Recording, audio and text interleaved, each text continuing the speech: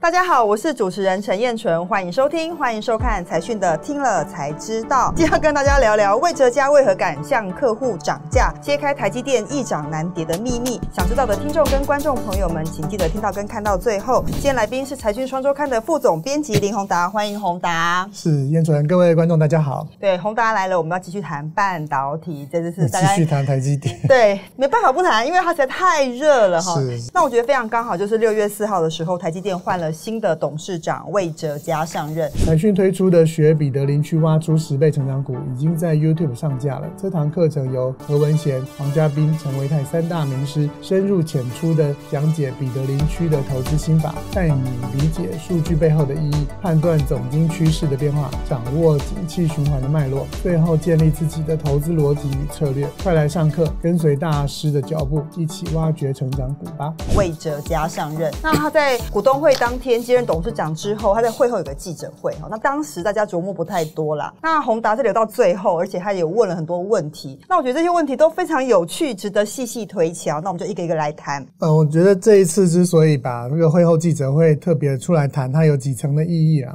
第一个，这是台积电新任董事长的上任之后的第一次的记者会。很多新闻它其实被切成片段，那一天的记者会很多每个人摘一个题目讲，但是我想把它整体采访这个记者会的感觉跟大家做一个报告。第一个就是我感觉魏哲家沟通的风格啊，跟这个以前的张创办人还有这个刘董事长都不一样，这个真的是代表台积电的速度跟回应的方式会相当的不一样。怎么说呢？这个魏董事长一进来啊，就先讲不是很高兴有这个机会，是以前呢我对象都拒绝的对，不接受采访。好像以前真的没有专访过魏哲家。那以前有的时候，如果这个张创办人受访的时候，有时候他会陪同一起，但是单独只采访魏哲家，或者不是这个外面的活动的场合专访他的，这个还真的比较没有看过没看过。那其实这个魏董大家都讲说他是非常幽默的一个人，对。但是其实我们这是感觉出来，就是第一个他幽默之外呢，他非常自信，而且他非常会做生意，所以非常的强势。为什么说强势呢？因为就先帮你想好了，你们应该会问这1、2、3个问题，所以呢，我不等你们问，我自己先提。而且呢，不但自己先提呢，还先自己回答。真的啊？所以就是说，那个记者会应该开到，这3个问题问完，应该绝大部分应该后面就一直说结束了就对了，不要再问了。你们还有问题真厉害这样子。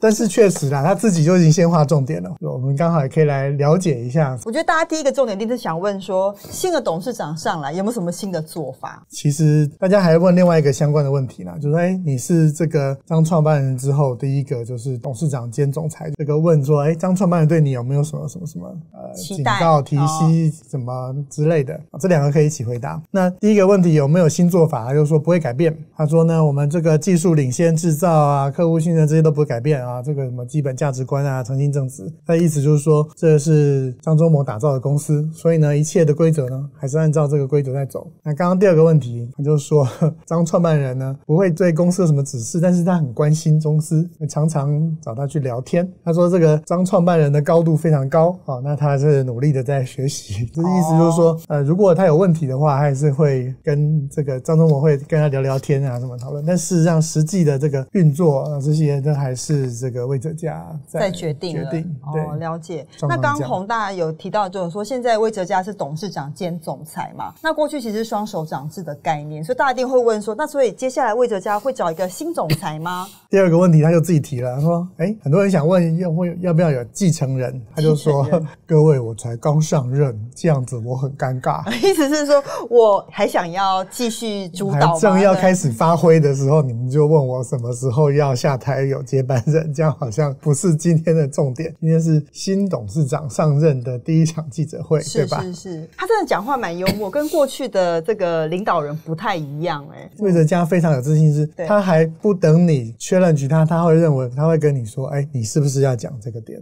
他会把最敏感的点直接他 highlight 出来，直接告诉你他的答案，所以他直球对决，而且还超快，对，没有在等你真的时间。所以讲到这个继承人这一题，其实它是连到另外一个问题啦，就是说之前是董事长跟总裁分工，这公司这么大，事情很多，从美国、日本、德国每个人都要找你，大家本来觉得说，哎，你应该是分身乏术，事情很多。其实连到另外一题说，那你怎么分工？后来他有回答，那就是说对外这种关系是他可能会着力的比较多包括有记者会他就会，我相信以后我们一定会看到比较多魏哲家就是面对媒体。还有就是因为现在地缘政治很复杂嘛，对于国际关系这件事情，有可能也是需要他亲自处理吧。对，但是他说，不是还有总裁的工作吗？营运那么多，营运、厂务、法务、生产什么都本来都对总裁嘛。他说，各位这些我都有团队，跟我30几年了，这些人呢，他们继续去帮我这样来做成没有问题。但是他讲一件事这个跟接班就不见得是直接画上等号。他说我们公司呢，只要这个符合诚信正直的这些基本的价值观呢，都在这个接班人选的这个可能性里面。他并不想要去讲哪些特定人选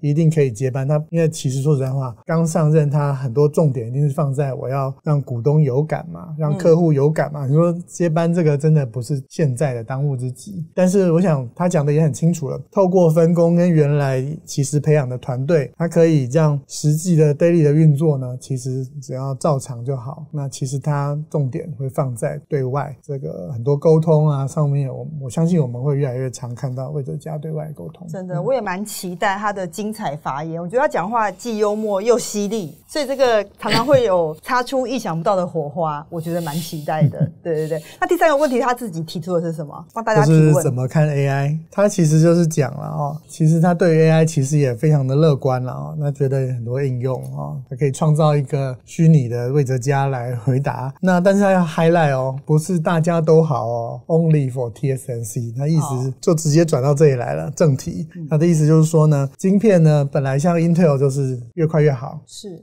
但是呢后来像 ARM 呢就是越节能越好，不一定要最快，但是最节能。但是台积电呢这两个都会，那所以呢现在这个客户这两种都有需要的时候，台积电是非常少数可以提供这两种解决方案的公司。所以后面就开始讲就是定价策略说这件事情我觉得也蛮重要，因为他过去台积电的定价策略一向大家非常关心啊。每一次法说会呢都会讲台积电的定价策略呢就是策略性的，不是投机性的。而且换个角度来讲，就是它并不是说因为缺我就调涨然后因为少呢我就降价。为什么？因为这样就不是伙伴关系啦。客户急着要拿这个去赚钱的时候你涨价，那你不是这个让客户 suffer 吗？现在你自己太多的时候又想要倒给客户这个我想从台积电的价值观我们这一期有写他就是非常强调跟客户伙伴关系的时候他不会这样做。以前魏哲家就常常讲了，他常常跟那个大会里面讲，我们是要等客户先成功我们才成功。那现在很特别，现在客户成功了，很成功啊，像 NVIDIA 终于可以说了超成功对，这一次而且是满天下都知道客户很成功，对，终于就可以自己讲了说我也要来稍微彰显一下，而且客户也马上就他非常支持啊。对，黄仁勋也非常支持台积电调涨它的价格，彰显它的价值啊。所以这个是非常特别的啦，就是说公开的讲说它要涨价，那这件事情也其实会非常直接的影响到台积电的这个财报跟这个投资者，所以我才会记者会里面有很多东西值得要处理一下。我觉得这件事情真的蛮重要的，因为毕竟现在大家觉得这个 AI 市场的这个蓬勃发展，然后台积电又占有这么好的这个优势的地位，它一旦涨价，代表未来的是包括本益比啊、这个投资评价啊、获利能力啊，都会跟着成长嘛。那我觉得刚刚宏达有讲到一个关键，我觉得非常重要，也应该跟所有的听众跟观众分享，就是客户先好，台积电再好这个观念。其实这次我们也访了张忠谋，提到这个观念，我觉得可以多分享一些他的想法。就说因为过去很多人都是这个，像之前缺货的时候，大家都是比较是抢钱的概念但台积电的想法不一样所以你就知道，真的你要了解台积电的话，台积电不是光靠技术涨到现在这样，基本上了解台积电的根本，它是一个制造服务业。所以张忠谋讲说客户的伙伴关系这几个字看起来是几个字，其实它的内容是很深的，就是我们刚刚讲的如果我是为了赚钱，缺货的时候我应该尽量抢嘛，对不对？对，反正你给我签长约想办法挤多少钱出来的。但如果你是客户是伙伴关系，你不应该这样干，会伤害到你跟客户的互信，对不对？那其实以前魏哲家常常在讲，举个例子他都在看客户的毛利率，看客户的毛利率如果是高过台积电不少的话，比较有调涨的空间。是，如果客户的毛利率都比你低很多，那我想台积电要涨价大概不是很容易。这是一个很特殊的伙伴关系，我觉得台积电为什么会这么成功，我觉得这应该是蛮关键的。想得深跟想得远没错没错。台积电现在我还是要讲一件事，就是台积电现在成功事实上是全世界都愿意到台湾来跟他合作。那我觉得我们这一次采访这个张忠谋谈价值观，其实这个真的是台积电的根本，各位可以好好去想一想，为什么同样的技术可以差这么多？对，就是价值观差在这里。没错，这是在财讯的第714集里面，我们做了财讯50年的特辑。对，那这次我们也专访了这个台积电创办人，然后就是张忠谋先生，提到价值观，我真的觉得非常值得所有读者跟观众来去了解一家公司为什么能够成功，甚至成为伟大的公司，真的非常的关键。价值观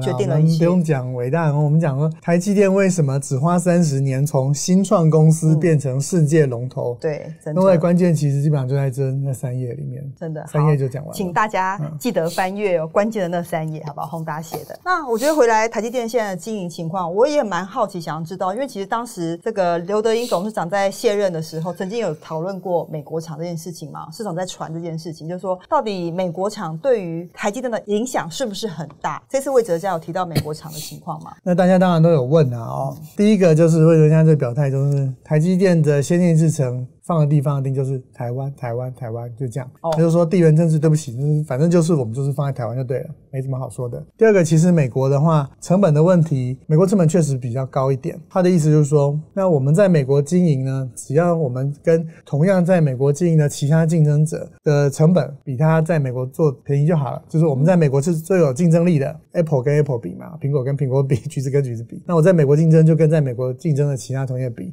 他说台积电还是会做到这一点，在日本也是，这个他就认为不是太大的问题。那反而如果国际化的话呢，可以吸纳各种不同的人才进来，他认为还是正面看待了。了解。台积电能够那么成功，其实很多原因啊，很大关键在于它的财务结构。这个接下来我们就想要了解一下说，其实现在台积电能够有这样的底气，除了基本面然后价值观正确之外，其实它的财务工程也是很值得观察的。过去这几个月以来，我看到很多的那个讯息，只要看有一些重要讯息，只要一看呢，你就知道台积电的股价一定会有反应比如第一个就是调涨配息。对。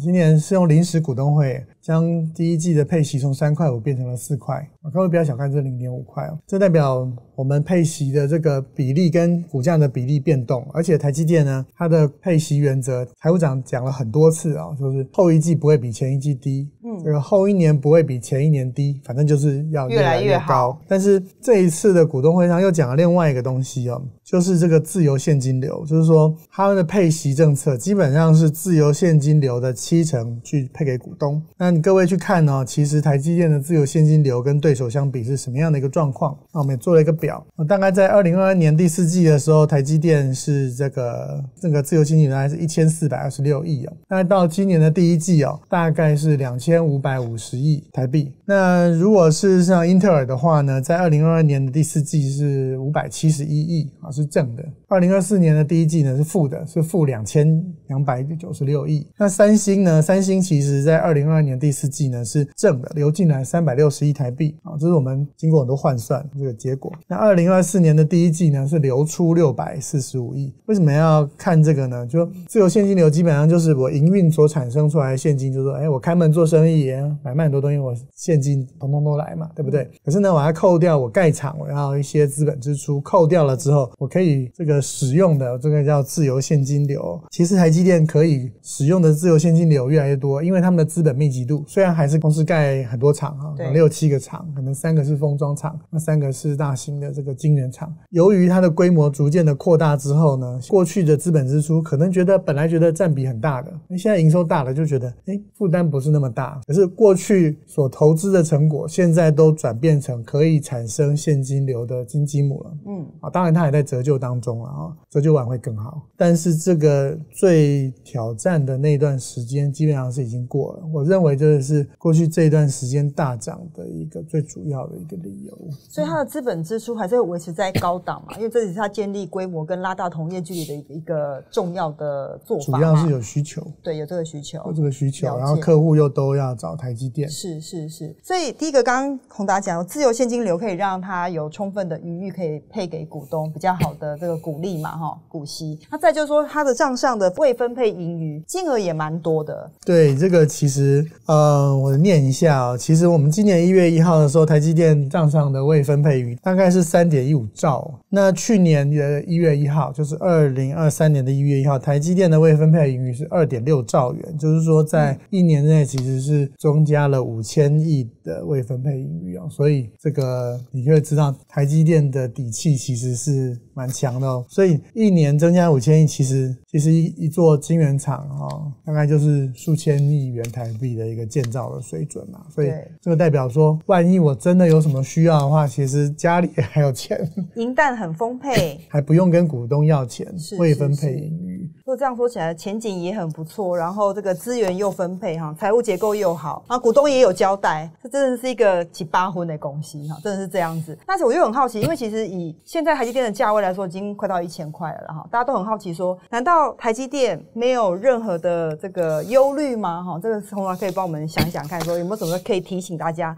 再就是说，那外资现在怎么看台积电的股价表现呢？这个事情其实对我来讲就是一个两难的一个题目了因为你知道吗？2万点的时候，那时候我刚做 Intel 跟台积电的比较的题目，我已经有感觉了。因为其实看得到，其实 Intel 在喊出来2030年在Foundry这边，它大概只能拿到第2名。那三星有它的挑战，所以其实觉得台积电在领先这个部分，其实真的也不是有太大的问题了但是我要讲一下，就是说，当然短期之内它涨了这么多它短线会不会震荡这个真的就是要看美国市场，因为其实现在美国市场在 AI 这方面相关的都拼命在涨。那台积电有 ADR， 所以它高度的联动，所以在比价效应之下，它就很容易被拉动往上去。所以相反的，如果说美国市场有什么风吹草动突然崩下来，那当然也就会有一个联动的效应。这是这样看，这是短期来看。那长期来看的话，其实还是回到我们刚刚讲的，就是台积电仍然在不断的创造现金出来，而且由于它的盖厂的这些资本支出的高峰已经过，它所可以支配的现金会越来越丰沛。那即使有什么事情，它账上也有足够的资源可以去支应。那我们要怎么看股价是贵还是便宜呢？我其实可以稍微讲一下外资对于台积电的想，这是涨价之前他们所预估的他预估在今年的 EPS 大概是39块，那2025年是50块。哇，2025年就可以到50块，就是明年到50块耶。对，2026年大概是到58块，如果是1000的话大概是20倍。对啊，如果2025年50块的 EPS 20倍本益比，1000块不为过啦，如果这样算的话。所以一般来说我们下半年开始就会慢慢看25年的本益，去看明年的本益比嘛，所以各位可以去思考一下。当然短线没有人能够保证这个股价不会有什么震荡，但是一切的东西都还是回到生意，回到基本面。那我还是奉劝就是要投台积电的人呢，你最好是做长期的打算。那你如果都只有短期的打算的话，那你真的要小心震荡的风险。那你如果做的是长期的打算的话，那我想台积电的这个现金流跟它的获利能力是不用太担心。了解。那我就想要突袭宏达一个问题，因为其实之前台积电表现不好的时候，大家都说地缘政治风险很高嘛那现在地缘政治的议题一下就不存在了吗？其实台积电基本面都没有变过，但这个议题过去压抑了台积电的股价，那如果现在不存在了，或者是它减缓了，是会让台积电的股价更爆发？地缘政治的议题一直都存在也没有改变那只是说呢，台积电还是坚持把它最先进的制程都放在台湾那如果分一些到就是最先进之外再往下一代放到海外去，所以这些都没有改变。那状况就是这样，那所以就是让国际的投资人去决定。你看目前客户你要分散的话呢，你要分散到哪里去谁可以接这个球？这个当然还是持续的去看啦，但是目前并没有看到任何的。这次 Computex 最明显的嘛。对，如果不需要的话就不用来了。是啊，这次 Computex 所有的科技巨头都来台湾集合了，就是很多大的晶片公司的 CEO 都来了。目前我们并没有看到说三星或 Intel 有分食掉很大的市场，所以这次魏哲家的表态也就是意思说他们会继续的保持一个领先的一个位置。好的，那这样接下来表现当然也是请宏达为我们继续追踪。所以地缘政治就是说地缘政治仍然存在，但是呢你非用台积电不可，那没办法，就这样，没有得选择。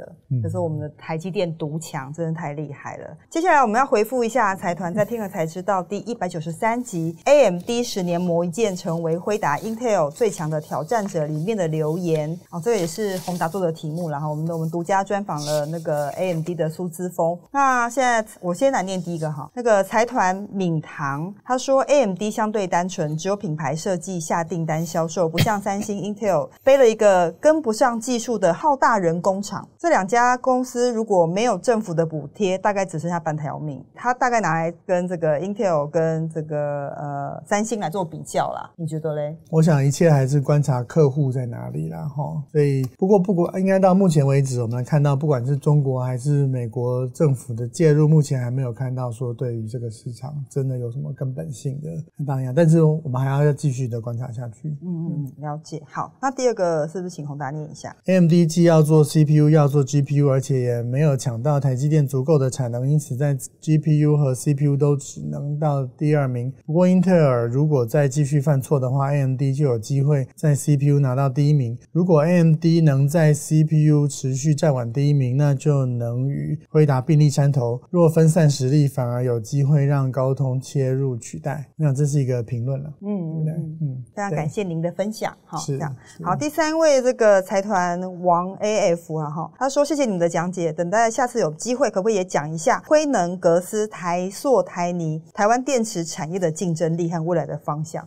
电池是一个大议题，这个宏达也有研究，其实我们最近也做了蛮多题目的但电池最近受到电动车的影响，稍微辛苦一点，而且方向还没有确定，到底哪一个才是终极解决方案啊？对，其实这些人我也都采访过，也都认识啦但是应该说未来的能源会是分散多种的能源啦。你说火车、飞机，它要低碳化，它就要解决方案我们的汽车这些它要低碳化，它必须要有另外的解决方案，但是它就是更早陷入我们刚刚讲的国家介入的这个战争，所以你在讲这个竞争力的时候，可能还得把地缘政治跟国家的角色一起讨论加进去，才有办法再分析。对，但这位财团既然许了愿，我们就会纳入考量我们过一阵子再做一下题目了。我电池的题目我觉得差不多也应该要稍微做一下了对，毕竟它这个牵动的事情还是蛮大的能源，对能源问题真的非常重要。好，今天非常感谢宏达的分享，也非常感谢大家的收看。如果你想了解更多的内容，欢迎订阅我们的频道。现在也是财讯周年庆的期间，欢迎大家踊跃订购。听了才知道，我们下次再见，拜拜。